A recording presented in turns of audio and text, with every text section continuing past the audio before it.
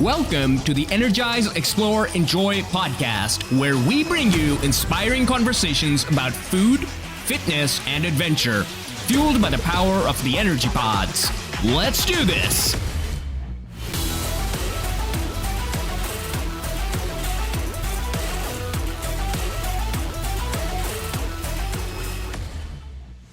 Today's episode, we have a very special guest, cook/chef Aaron. He is an engineer turned cook/chef who's been working in hospitality and is now starting his own business delivering very high quality meals in the food and wine hub, Napa, California. We'll be discussing his journey from engineering to the culinary world, his passion for food, and how he's able to bring unique and delicious and healthy meals to Napa Valley area. Get ready for an exciting and insightful conversation with Aaron on this podcast. Hey there, listeners. This episode is sponsored by the ever-amazing KG Food Company's Energy Pods. Are you ready for a flavor adventure? Get ready to taste white chocolate strawberry, breakfast mocha noir, and the fan favorite chocolate nova. These pods are not only delicious, but also are packed with protein, healthy fats, and minimal sugar to keep you going all day. Plus, they come with a built-in spoon for your on-the-go snacking needs. So, don't wait another minute. Head over to kgfoodco.com, kgfoodco.com, and order some energy pods to fuel your life.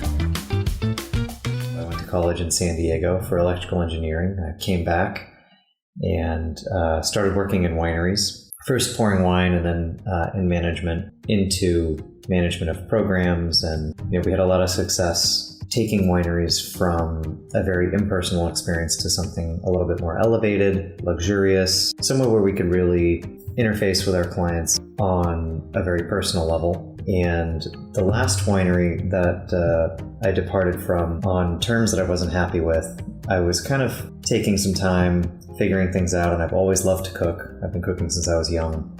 And my best friend since I was 3 years old asked me if I would cook for his family. He has a 1-year-old and a 3-year-old. And I said, absolutely, no problem. He started telling friends, I started telling friends, and I started to grow a business because the food I cook is, I say 99% organic because I don't want to get sued, but it's organic food that's macro balanced. So the meals that I do today are 750 calories with a breakdown about 50% carbs, 30% protein, and 20% healthy fat. Oh my God, I've had your meals and they're absolutely delicious. Delicious. Thank you. I know Corey once ordered some meals from you and I had that. It was elegantly presented. And one of the coolest things was the combination of flavors was amazing. Like you were doing something creative with your meals. It's crazy, but sort of like backtracking here. Dude, you're an engineer. Yes, sir. What happened? Like I went to college for mechanical engineering as well. So what's your story? How does an engineer end up in the food world? Is there like some sort of like childhood passion there? Absolutely, yeah. No, I've been cooking since I was young. Kind of a family joke is that my mom burns water. My father taught me how to cook and knife skills from a young age. And, I don't think it matters what industry you're in. Certainly I was looking to be an engineer. Napa is kind of in the middle of San Francisco and Sacramento. And one thing about me that anyone close to me knows is that I despise traffic. So I did not want to sit in traffic. And, with a quantitative mentality, I realized that, the amount of money that I would have made sitting in traffic per hour, not being on my personal time, it was actually about the same as when I was pouring wine and, having a lot of fun. And again, then getting into lower management, mid-management, upper management.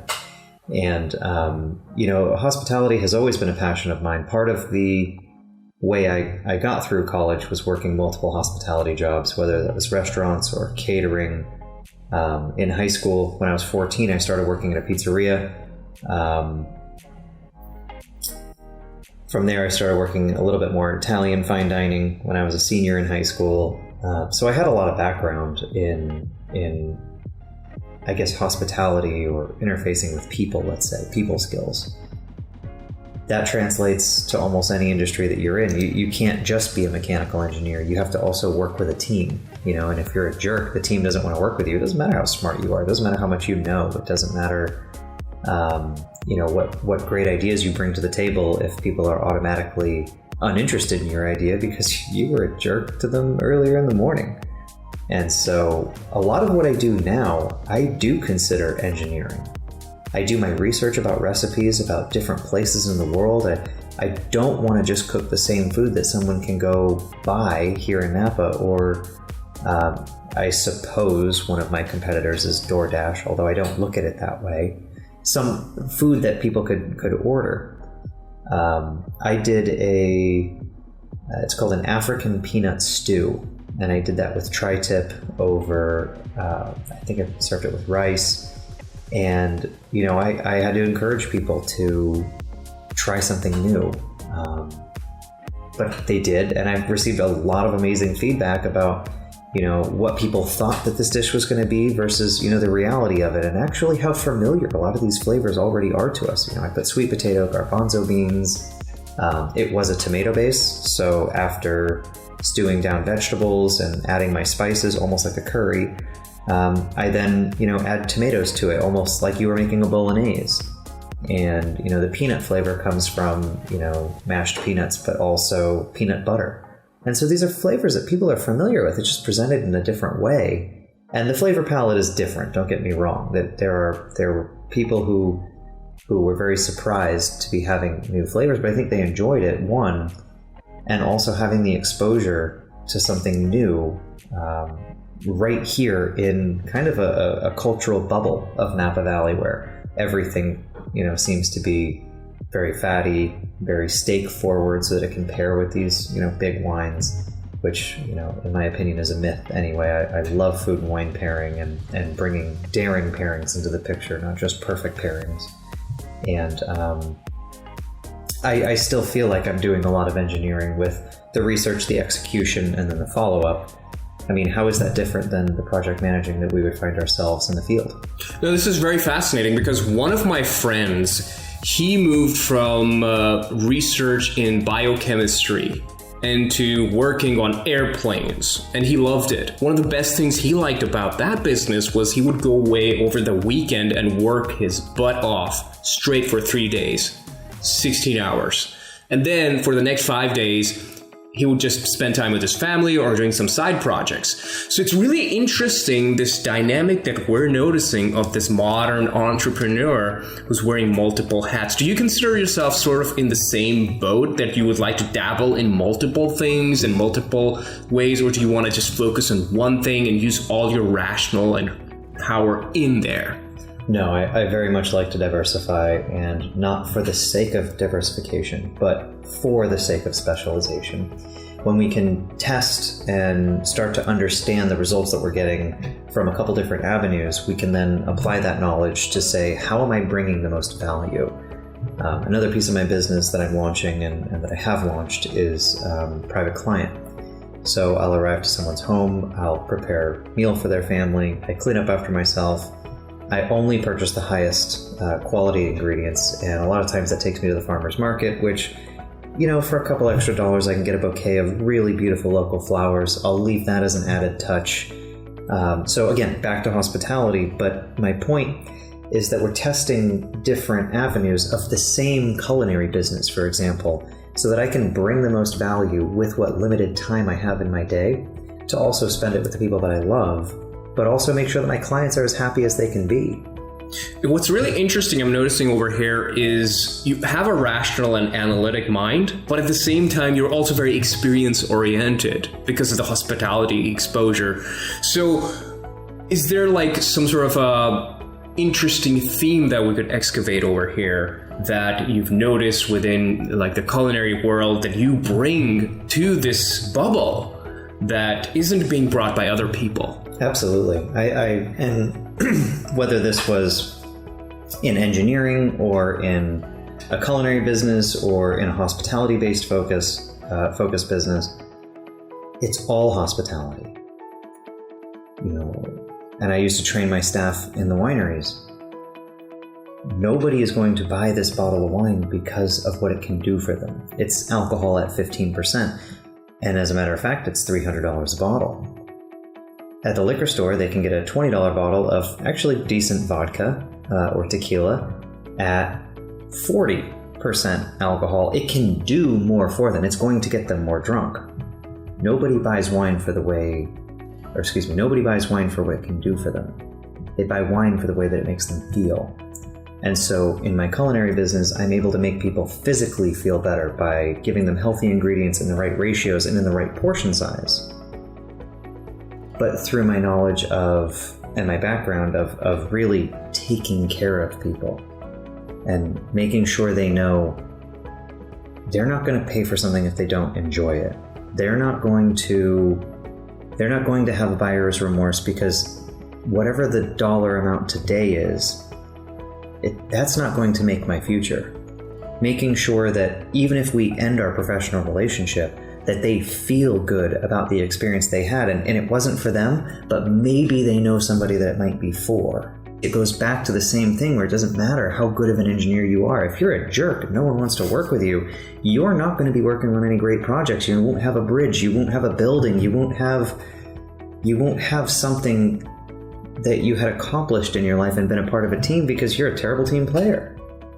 Oh man, that hits so hard. Especially in like this modern, like these last 4 or 5 years, notice how there's so much negativity. Negativity is so easy to brew. Discord is so easy to brew. So it's really refreshing to see that you're moving more towards saying, hey, you can be rational as an engineer, but can also be more sort of like diplomatic, polite, kind, and have something that has intrinsic value. Because a lot of the times, I would imagine, can you please elaborate me on this? When people buy a bottle of wine, they're hunting for an experience. When they're purchasing food that you're making, they're going to be hunting for an experience, right? Correct. From an experience perspective, what is something within the culinary like ingredients that you just really like and it's like sort of like your bread and butter, figuratively, of course? Oh no, that's a great pun. I have to say that I try to take something that is 50% approachable and then add 50% of something that might be new or that might create that experience. Because at the end of the day, if you're eating chicken and rice, it's not much of an experience. And as healthy as, chicken and rice is with vegetables, of course, if you're not having fun, you're so much less likely to continue it. And so you now have the right thing, but it's in the wrong setting. So even though you're doing the right thing today, it's not sustainable. You'll probably fall off the diet. We've all heard the saying, abs are made in the kitchen. You won't get the same return from your workout because you don't have the proper fuel. You'll get discouraged in the working out, and who knows, this could lead to a complete lifestyle change. You might become much more sedentary. You might start, eating food that is much less healthy. I'm an ounce of prevention versus a pound of cure kind of person, and I'd rather spend a little bit more on healthy ingredients and not have to solve cancer later. We could get into the research, but that's not this podcast about, your body regenerates every 7 years, and it does so based on the cells that you intake. So the higher quality cells that you intake by your food, isn't your body then a higher quality of cells that's regenerated? It's just that idea of the experience, right? Everything we do could be an experience, or it could be mechanical, robotic. So why not make it an experience? If you have to cook dinner, why not like cooking dinner? One of the big misconceptions, probably the truth actually, about working in the culinary world is long hours and long work days. So tell me a little bit about how crazy it can get and how you're managing all of that. I think some people have a wall that they'll either hit, or it could even be a mental barrier. One of the ways that I try to quantify my life is, well, first of all, you only have a certain amount of working hours in you, right? So if you started working when I did 14, then that means my body, even if I keep it in the best shape, will only be able to sustain, 8, 10, 12-hour working days until I'm a certain age. And we can quantify that into how many hours total, how many of them will I need to sleep, how many of them will I need to spend with my family, how many of them will I need to do something for myself and have fun and take care of me, And whatever's left over, sure, I could be working the whole time. And so one of the ways that I manage the balance in my life is to say, well, look, I'm already at 10 hours, so I need to go home for the day? No thanks. If I can do 2 more hours now, that saves me 4 or 5 hours tomorrow. Well, I can just preload all the work in my week. I can prep, and then I can fire, and then I can spend more time doing whatever I need to do. It's very interesting noticing sort of like this rational mind of yours translating into experiences in life. That's absolutely gorgeous, man. I wish more people would think like that, but maybe I'm biased, or maybe I'm because, similar in the way you think.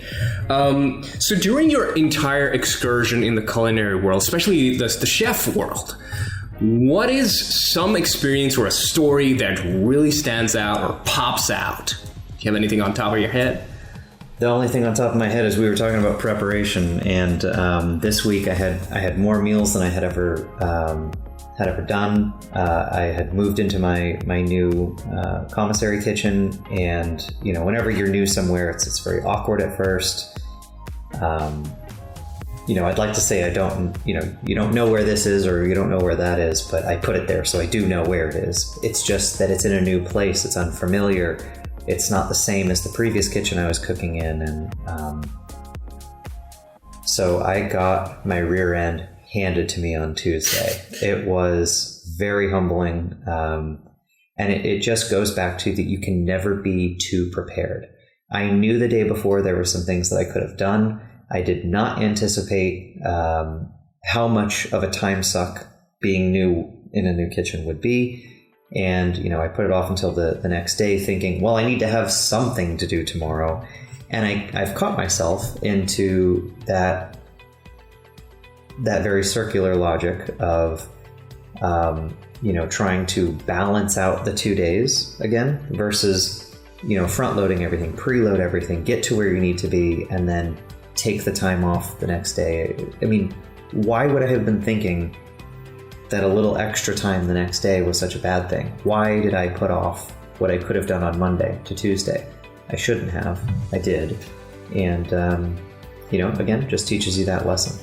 What exactly happened? Did you get over your time limit or something in the kitchen? Or was there just a lot of stuff going on over there? So one of my tricks for stir fry, for example, this week I did a teriyaki beef stir fry. There was cabbage, there was broccoli, there was zucchini and squash.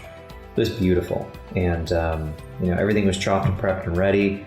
The zucchini I like to chop the day of. So I left that to Tuesday.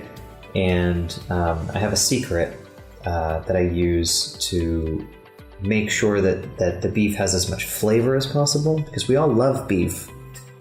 But I also love to be much more vegetarian focused than I think a lot of people. And so whatever beef is there, I want it to taste as good as possible because it's not about quantity, it's about quality. Well, because of the way I sliced the beef nice and thin and the way that it was to cook, I needed to batch it multiple times. If you overcrowd a pan, you don't get the same level of browning. One of my secrets to a lot of flavor is the Maillard reaction. I don't need to add a bunch of fat or a bunch of salt or a bunch of other ingredients that, I think some people think taste good.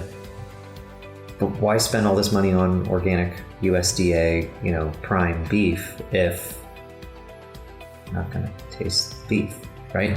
So I couldn't overcrowd the pan. Batching the searing took way too long, and it cut into my veg prep time.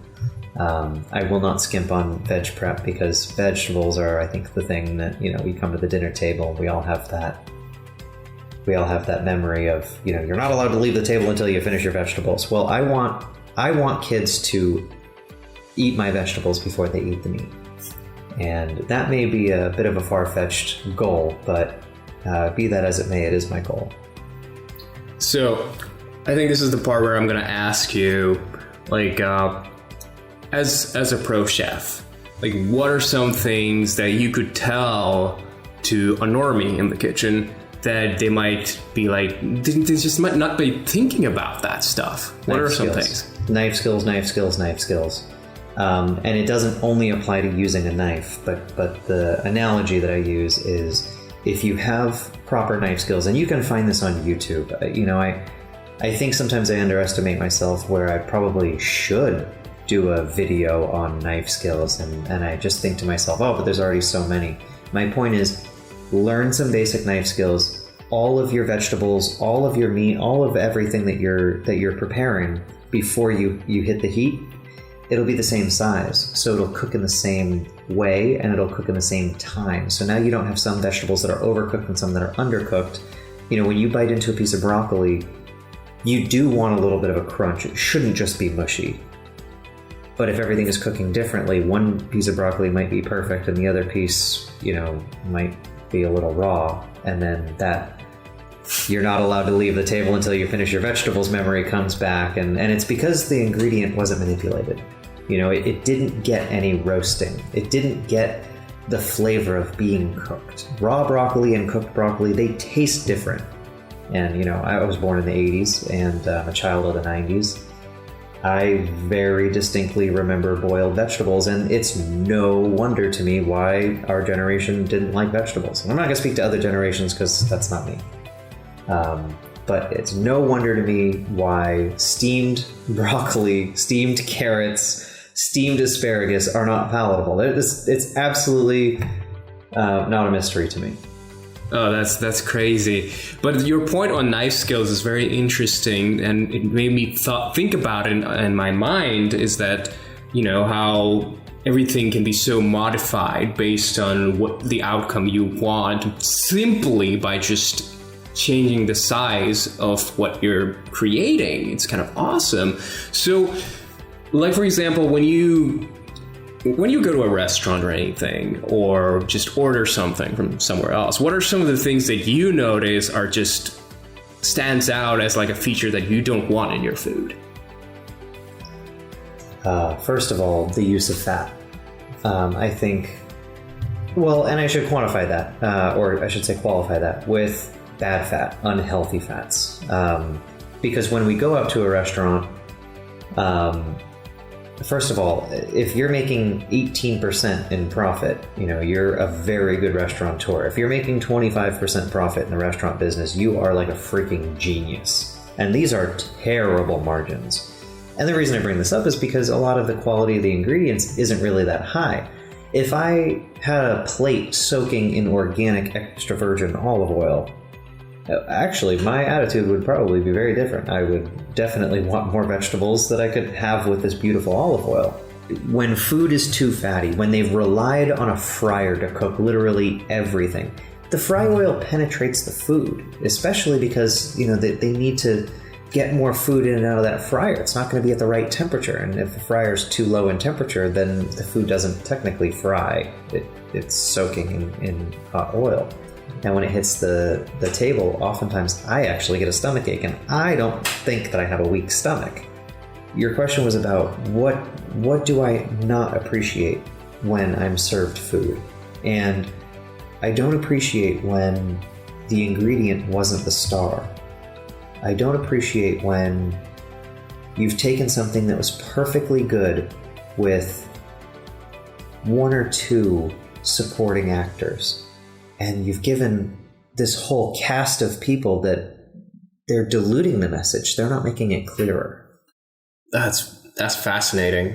Such an interesting way of looking at food, man. I'm just like, you're opening up a whole new can of worms of how to perceive food that I usually don't even think about. But now when I walk into a restaurant or when I get some food, these are the things I'm going to start thinking about, because I'm like, there's some artistry involved here. There's some thinking involved there. And food with some sort of a purpose is what you're offering. Food with some sort of consideration, care, pragmatism, and even research is involved here. It's this combination of all these different factors that it's like, wow, just because of trying to make a profit, we're sort of lowering the quality of the food. Is that what starts happening in many of these restaurants and places? Absolutely. I don't want to call it cutting corners. I want to call it the illusion of efficiency. It seems like, by changing the process by which something is done, that you might be saving time. And of course, time is a valuable resource, but you're not saving time if you're losing clients. And you can't track that metric. That's not a KPI. You don't know who's not coming back unless on Yelp they've told you, I'm never coming back. And even then, there's nothing reliable about that data. That's one person out of how many? It's foolish to even be thinking in that way.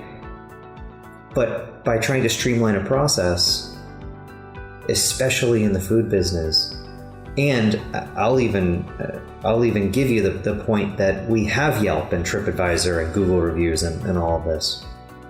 You're not getting the feedback that's most beneficial to you. I'm begging my clients all the time, thank you for telling me that the food is good, but can you tell me anything constructive so that I can grow, so that I can do it better, so that I can learn about what you like and what you don't like. At the end of the day, it's not just a business, we're a community. We're a community of people in Napa Valley, because I'm small. We're a community of people in Napa Valley who are health-minded. Some of them are gym rats. Some of them are mothers who want to feed their child who's going to sports healthy food so that they can have a great game and a great attitude while they're there. Because fast food also, I think, isn't good for our mental space. And by fast food, I don't just mean the fast food restaurants. I mean something that you would grab from a frozen section, reheat in a microwave. It's full of things that your body not only doesn't need, but isn't used to from an evolutionary perspective. So we are a community of people who want to always be improving in our health, but a lot of times when people streamline a process or they try and quote unquote improve the way they're doing things, they're doing so at a disservice even to themselves. Sort of to go back on the topic of knives, I got really interested by that. Sure. How do you manage your knives? I know some people have their a sort of ritual and routine. It's like, I know Corey, for him, knives are his life. It's like, it's his really personal thing to him. So is that something that you sort of exercise, or is there some sort of a personal connection with the equipment that you use? Personal connection, no. I'd like to believe that it's the Indian, not the arrow. So if I make a mistake, I don't want to blame my knife. But I do definitely try to keep them, first of all, extremely clean. You know, when you go from ingredient to ingredient, they should be clean for not only cleanliness sake and health, but also for the flavor. You don't need to be commingling flavors, through the dish. It's nice when one component has a flavor and the other component has a different flavor.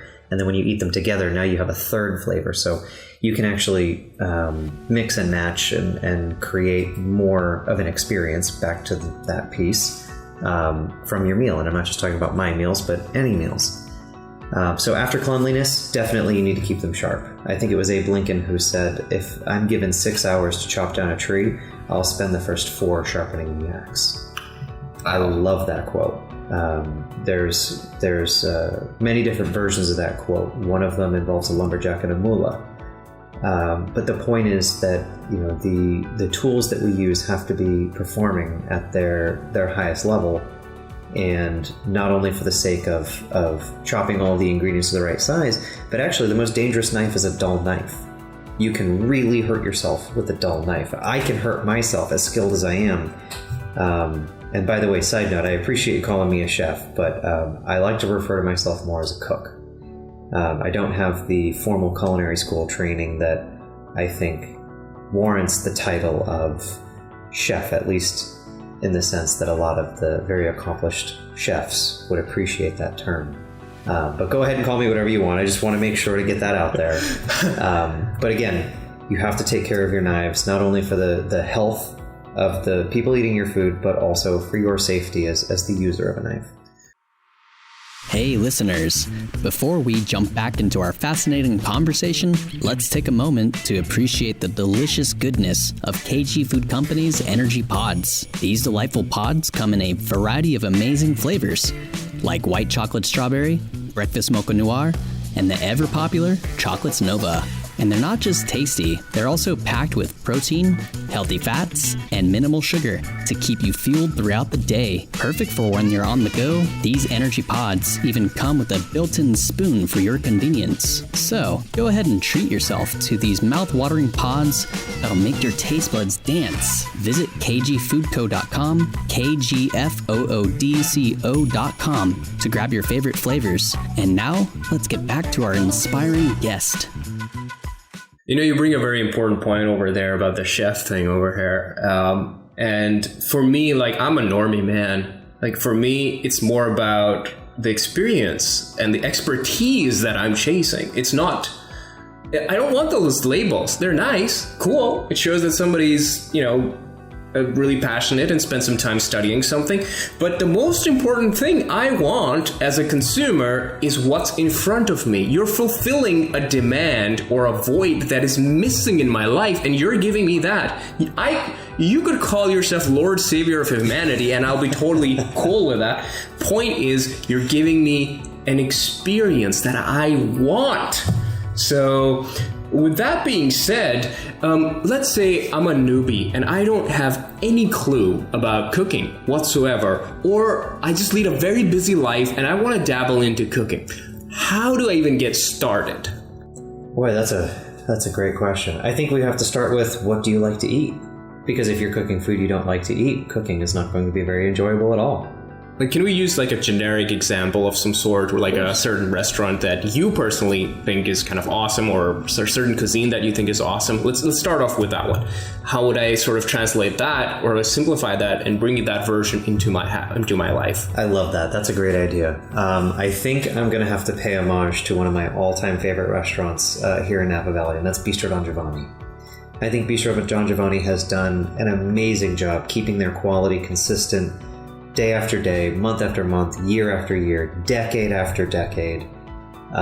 What kind of food do they make, though? Italian. Okay. Bistro Don Giovanni is named after Donna and Giovanni Scala. A lot of the recipes are Giovanni's mother's, and Donna, unfortunately, she passed away a few years ago from brain cancer, but she was a chef. And when they met, they were married, they decided to open a restaurant together. They had many restaurants over the years. Bistro Don Giovanni has not only been really at the pinnacle of quality of the ingredients, quality of the dishes, but also quality of the customer service and the hospitality they show to people. So on that level, your question was starting cooking, right? Are we going to be able to cook like Bistro Don Giovanni from the very beginning? No, probably not. But can we take the step of saying, what can I purchase that will allow me to focus on one technique or one execution at a time? Bistro Don Giovanni is known for handmade pasta, homemade pasta, and it is incredible. Do I recommend that people start making pasta? Absolutely not. It's extremely difficult to get right because it is simple, but it is not easy. And in my opinion, these are some of the most beautiful dichotomies in the world, not just in cooking, when something is simple but it's not easy. However, you can buy homemade pasta from a couple different restaurants in Napa. I'm going to give a shout out to Food Shed. I know that Food Shed sells homemade pasta. You could buy it in sheets. I'm not 100%, but I think that you can buy it in a shape like a linguine or a tagliatelle. One of the places I would start is by building a basic tomato sauce. We need to start with a little bit of research. What goes into a tomato sauce? What are the steps? Are we going to use different classifications of ingredients? For example, is this going to be a vegetarian sauce? Is this going to be a meat sauce? Because the steps that we take are very different. If it's a vegetarian sauce, I might personally start off with organic coconut oil, and I would start to brown chopped onion, chopped leek, and chopped carrot. I substitute leek for celery. I don't cook with celery. It has a very overbearing flavor, and I much prefer the leek. But if it's going to be a meat sauce, I actually start with the meat. What I'll do is I'll brown the meat. I'm not going to cook it all the way through. It could be cubes of meat. It could be ground meat. Whatever it is. It could be beef. It could be boar. It could be chicken. It could be pork. I'm going to use those drippings in the bottom of the pan once I remove the meat to then sear the veg. So understanding the difference between a vegetarian sauce versus a meat sauce. Once the vegetables are seared off, if we're going to do red wine, we'll deglaze the pan with the red wine, let the red wine cook down first. Otherwise, you have a very winey flavor in your sauce. You don't want that. You want to develop the complexity, so we might let that cook down. Then we'll add a little bit of stock, and then we'll start with tomatoes. Do we have enough tomato flavor? Should we use a little tomato paste?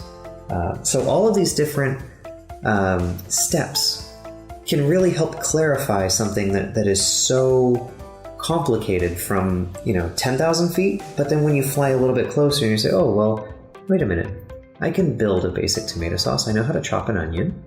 I watched a YouTube video on knife skills, right? I've got this. I can chop carrots, and if I can't chop them, put them through a cheese grater. That's actually one of my favorite things to do when I make coleslaw, because I think that amount of carrot is perfect. If you get too long of a matchstick, for carrot, you're like chewing it and it's poking you on the other side of the mouth. And again, back to experience. It's a terrible experience.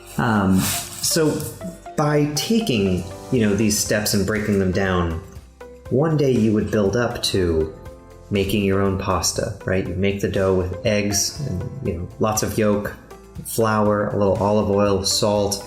You've got to roll it out into thin sheets. Then you've got to break it down into whatever shape you'd like. From there, you build a tomato sauce anyway. And then, maybe spatchcock a chicken and throw it in a wood oven. All of this gets very complicated, right?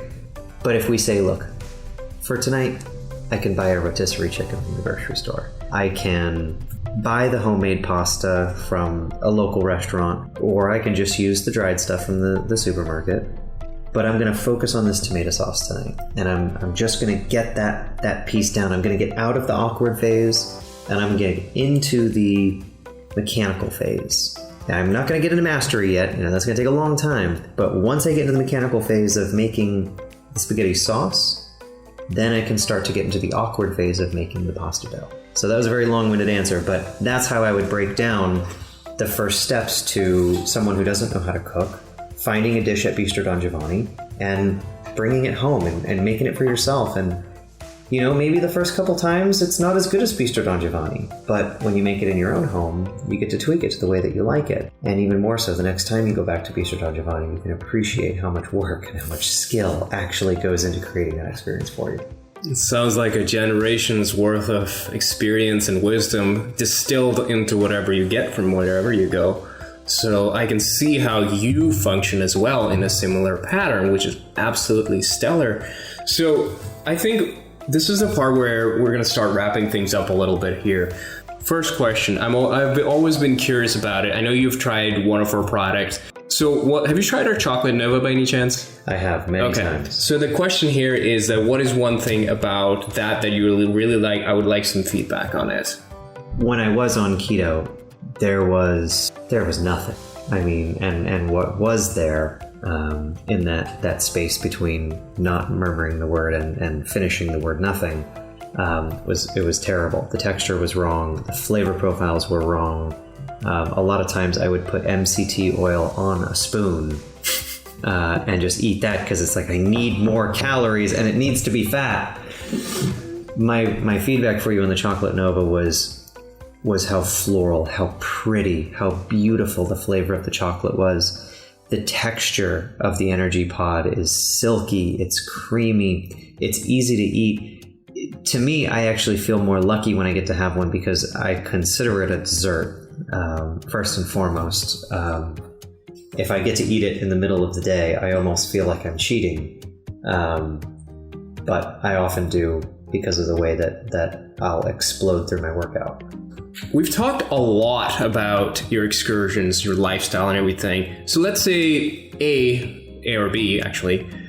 If people want to order stuff from you, are you available at the moment within Napa only, or are you going to be starting to branch out? And how do they access your stuff? Because right now, as a listener, I want to order your stuff, man. I want to know what the great legendary cook I'm gonna call you cook just for now, but I don't accept that word, but I'm gonna call it just because you told me to. So how do they get access to your stuff, man? All the good stuff. I would say Instagram is probably the best vehicle at the moment. I think it's a great way to interface with people. It's a great way to kind of see what I'm doing without taking a leap that you're not sure of yet.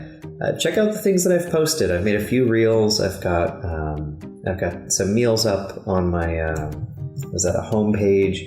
And then I think it's standard practice. I try to post at least once a day on stories, so you can kind of get a feel for what I'm doing. And if you wanted to reach out, via direct message, I would love to hear from you. What's your handle? It's going to be ENVY_culinary. So ENVY is a phonetic acronym for Napa Valley. Perfect. And for your private chef, like let's say if I'm a local in Napa here right now and I want to sort of work with you as well, is that going to be the best way to reach out to you as well? Or is there an email or anything? No, I would say probably the Instagram is the best way at the moment. I'm launching a website soon. I actually built it last July. My business has changed since then. So I'd really like to make sure that the website accurately reflects what I'm doing and what I'm offering before anybody reaches out there. I would say Instagram is still the best way to go. Okay. And so what can they, if they were to work with you or order something, like what can they, like give me like a couple of sentences, like what can they expect? I mean, we've kind of done 40 minutes on that, which is all cool stuff, but like just in a nutshell. Well, hopefully, I feel I have enough liberty I can say this. You can expect really delicious food. I change the menu every week. There's usually 2 options, and at least one of them, I'll give a vegetarian substitution. The meals are, I like to say, 99% organic because I don't want to get sued, but I try to be as organic as possible. And the meals are going to be macro balanced and at about 750 calories. So you have the right portion, and then you have the right ratios. So 50% carbs, 30% protein, 20% healthy fat. With just 2 meals, you do get complimentary delivery. And, prices vary and fluctuate based on, how much I purchase the ingredients for. I'm small, so I'm still not getting wholesale. I shop at Whole Foods. I shop at Trader Joe's. I shop at the farmer's market. I'm always trying to get the best quality ingredients, and I don't use the bad seed oils and all of that. I use organic coconut oil, organic extra virgin olive oil, and organic grass-fed butter. Man, you're like tier S of the culinary world, man. It's basically it's kind of like, see, getting something from you is like having. I'm not going to use the chef again. I guess I'll use the word cook. No, you can if you want to. I just wanted to clarify myself. Chef. If you were to have a private chef, which you technically are, come to your place and be like, hey, go out there, get the best ingredients you can find, and give me the best experience possible. And that's pretty much close to, I think, what you're offering. And we've tried your stuff. It's really good. Thank you. So, guys and gals, why don't you go give him a shot? Go harp on his Instagram account and see what happens. All right, any last words? No, I just want to thank you so much for having me on. It's really been a pleasure, and I appreciate getting to share my story and what I'm currently doing with you and your listeners. Now that the episode is over, join us next week as we sit down with Corey, our production and outreach manager, to explore the rich history of KG Food Company and dive into the development of our popular energy pods. We'll discuss the challenges we faced along the way and how we overcame them to bring the delicious, healthy, and nutritious snacks you know and love. Don't miss it.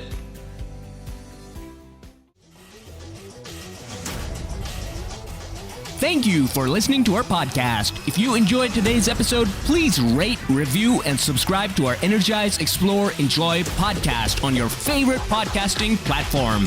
See you next week.